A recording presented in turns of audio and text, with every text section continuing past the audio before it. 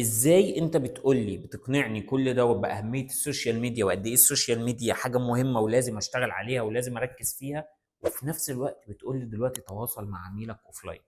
تواصل مع عميلك اوفلاين. التواصل الاوفلاين ده على فكره بيدي نتيجه اكتر بكتير من التواصل على السوشيال ميديا، بيجيب عميل مباشر ممكن يستمر معاك فتره اطول بكتير من العميل اللي جاي لك من السوشيال ميديا. يعني ايه الكلام ده؟ ويعني ايه اصلا تواصل اوفلاين؟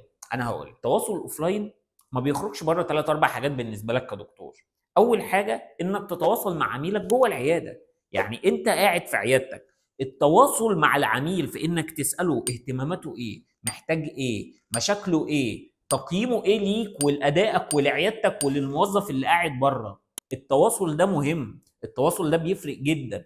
والفيدباك اللي جاي لك منه وانتوا قاعدين فيس تو فيس نتيجته بتبقى صح بنسبه 90% من الفيدباك اللي جاي لك في ريفيو على السوشيال ميديا من رسائل الواتساب بالمناسبه.